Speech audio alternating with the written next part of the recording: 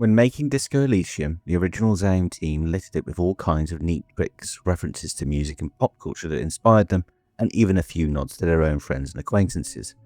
So here I am once again to spread the word. I've had a dig through the Morlins and Observation archives and put together another collection of cool stuff you maybe didn't know about Disco Elysium. Some people really like building a world, I think, even if it's just for a game. I'm sure you'll agree that Disco Elysium is a pretty cool name, maybe even the coolest video game title in recent memory. And you know what, despite what it became today, the name Zaim is pretty cool too. But our beloved Estonian creators hadn't quite perfected the cool factor in their first attempt. Although the Zaim name had been established years prior to the studio itself, the team originally went with the name Fortress Accident. You can still find old pages from a dev block under the Fortress Accident URL, and if you head to the Internet Archive, you can browse all kinds of fascinating details from the development of Disco Elysium. Good morning. Fortress Accident en rue de Saint-Ghislaine. This is East Insulindian Repeater Station 1. You might also notice it's the same name as the failed RPG company with all the details written on a board in the Doom commercial area. What was once a deliberate in-joke, a way to poke fun at their own ambitions and experience making a game, somehow ended up being a foreshadowing of everything that would eventually happen to Zaim, but that's a story for another day, of course. My God, it's as if the less money they had, the more ambitious their project became. Exactly. This schedule, I know Doom when I see it. The company was running out of funding. Nothing. It's just lines on marble. An echo from times long gone. No one has used the fireplace in ages. As well as the studio name, the game itself also went by a different title. No Truce with the Furies was the working title of our favourite detective RPG for quite some time. The story goes that people kept confusing it for No Truce with the Furries. Gervitz confirmed this in a recent interview, and it's also remarked upon in their forum posts over at TIG Source. By the way, TIG Source forum post is a really cool insight into the development of Disco Elysium from the early days, so I've included a link to that in the description. I do think there's more to it than just the furries mistake. My guess would be that they were already considering a catchier name, and maybe the misunderstanding nudged them in that direction.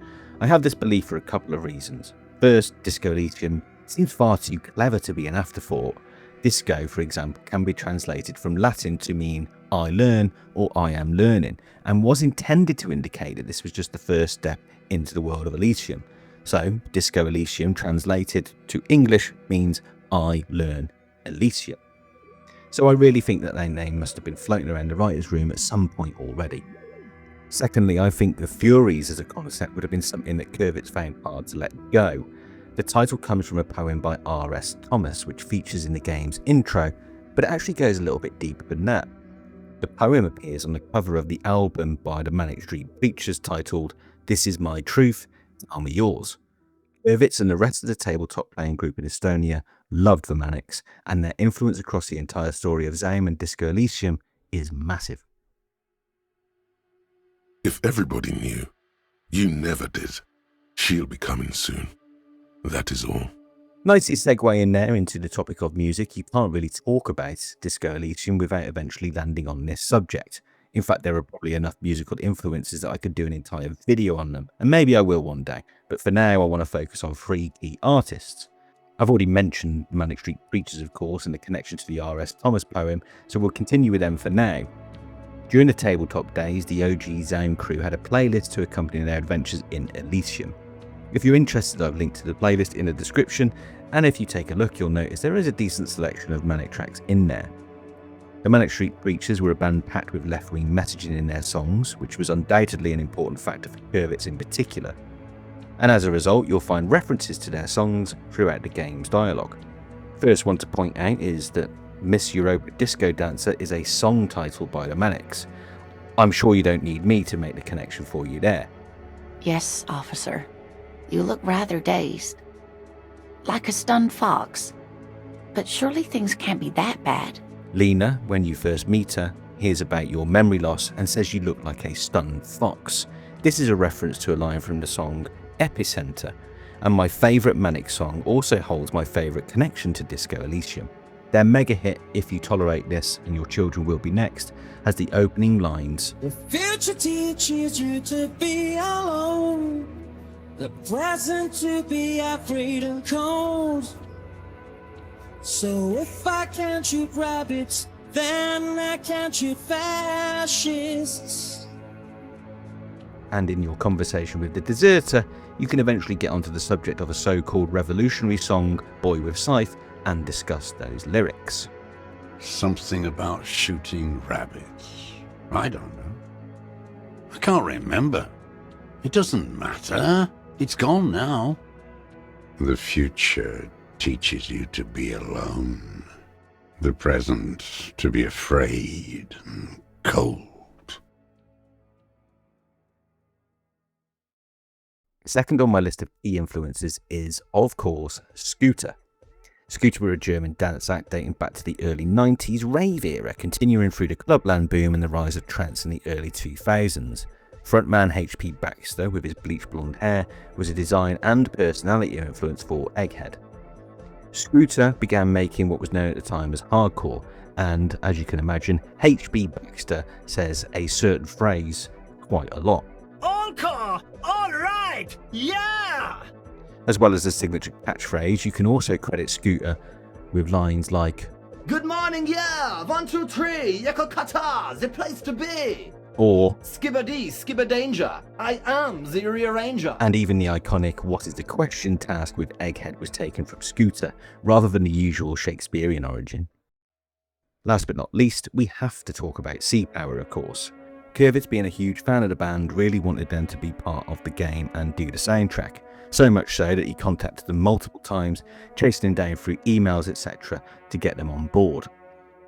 If you're interested, yes, I've got more links in the description to articles which go into detail about that story of the back and forth between Sea Power and Kurvitz, and highly recommend reading those if you're interested to know more. What I'll do for the purpose of this video though is point out some of my favourite Sea Power Easter eggs in the game. And they already had the bear. The bear. Sea Power had a mascot at their live shows called the Bipolar Bear, a big scary vision beast that would join them on stage. Rumour has it that Kurvitz himself even had to take on the role to convince Sea Power to get on board with Disco Elysium. Such was the association of the bear with Sea Power and Kurvitz's love for the band that they made sure to include a nod to it in-game as the Ice Bear fridge. You can find that in the basement in the Doom commercial area. There's also the clear reference to cleaning out the rooms.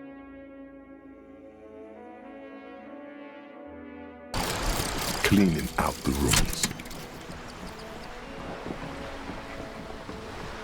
What if you didn't lose your memory? What if something in Martinez came and stored it all away, for you to slowly open one box at a time, so you can choose which parts to keep? Keep almost none of it. Only the flowers on the windowsill, only the distant sound of a radio. Lose all the actors, the dark shadows, leave only the still lifes, the blissful distant wash of waves. If everybody knew, you never did, she'll be coming soon. That is all.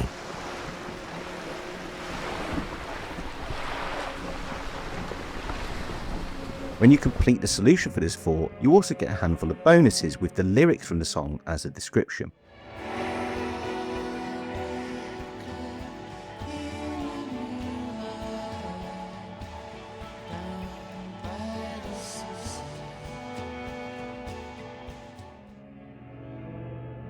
Then there is Motorway South, another Fort Cabinet node which shares the name with a Sea Power track of the same name. And if you're ever wondering how they came up with such a silly name like the Whirling in Rags for a hostel cafeteria, well, that comes from the lyrics in their song titled Hail Holy Queen. And for my final pick, this one from the most poetic man in Revachol. I am a gander and a hunter and a gatherer. Feel like a traveler. A simple little cadence. He seems to be making it up as he goes. From another planet. When you first meet him, you'll notice he's singing a little cadence to himself. He didn't just make these up, these are lyrics from Sea Power's Want to Be Free. or alternatively, you'll know it as the reworked version called Burn Baby Burn, which plays on Sad FM as you approach the island in the game's final moments.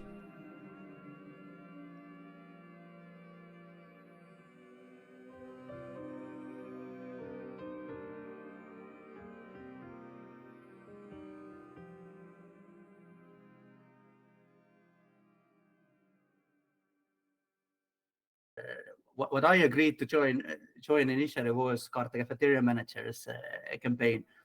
As with many storytellers, the team took a lot of inspiration for characters and storylines from the world around them.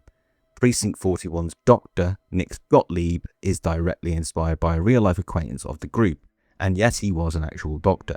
If you call him on the radio to report your health in the game, you'll actually get an esprit de corps check that shares a story based on a real-life event from the real-life Gottlieb. And then that motherfucker Gottlieb, reeking of schnapps, ordered me into his butcher's room. Officer Fisher is in a storytelling mood.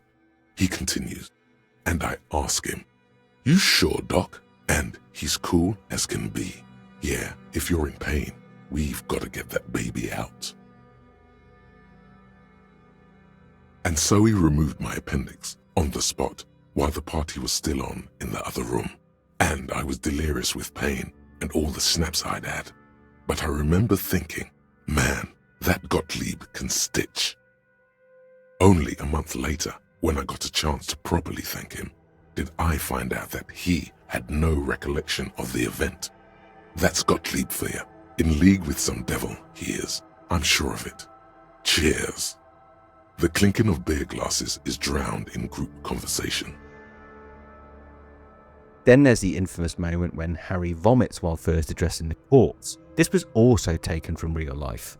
Early investor Kawakenda, yes, that Kawakenda, had a father who was indeed a homicide detective, and when presented with a pretty grisly crime scene, he threw up too. He's incredible character. He was the first one of us who made a very serious attempt to grow a beard.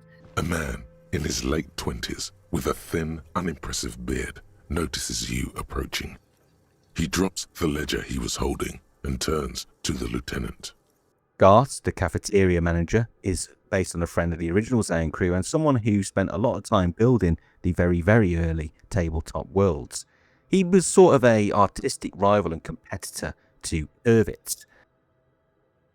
There are some interesting political inspirations drawn from Estonia too. Everett Clare, for instance, is based on Janne Rajan, one of two notoriously corrupt Estonian politician brothers, and I'm sure you can see the likeness. Meanwhile, Trent Hiddleston was inspired by Estonian activist Tarmo Juristo. Ma olen diktas. Staying in Estonia for this final nugget of disco lore, let's talk about Torson Mlan. You'll recognise them as the clownish officers from Precinct 41 who take great pleasure in mocking Harry for his many catastrophic blunders, like losing both his badge and his gun. What's going on? Super Cop here lost his badge. He lost his what now? His badge. He lost his goddamn fucking badge. But these two actually have a deep connection to the broader lore of Elysium. The last tabletop version of the setting that the Zane crew played through was focused on Torson and Mlan. We know of at least 3 playthroughs of their story around the tabletop existed, but the details remain largely unknown. The stories though were clearly significant, so much so that they were the original pitch for the game. The art book even includes a letter from Kurvitz proposing a detective RPG titled Torson and Mlan.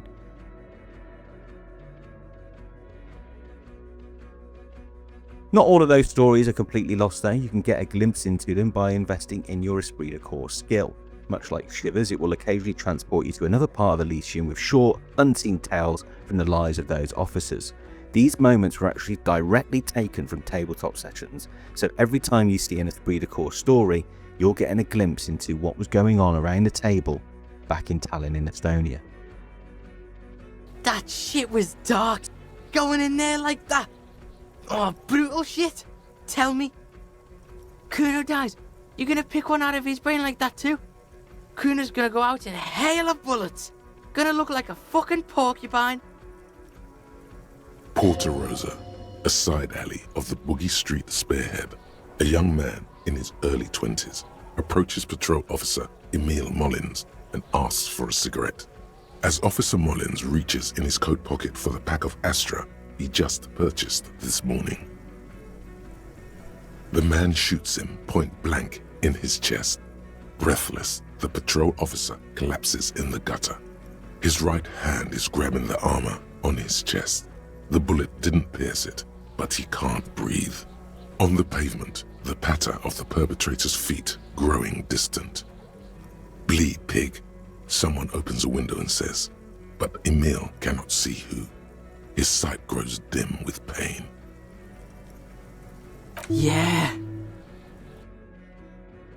So Disco Elysium continues to prove itself as an incredibly deep and meticulously crafted world, one shaped by inspirations both familiar and unexpected. But above all, its ideas feel perfectly in sync with the group's interests, their ideology, and their uniquely beautiful way of seeing the world and the people in it. And this is what I feel is the true magic of Elysium, the best trick it has.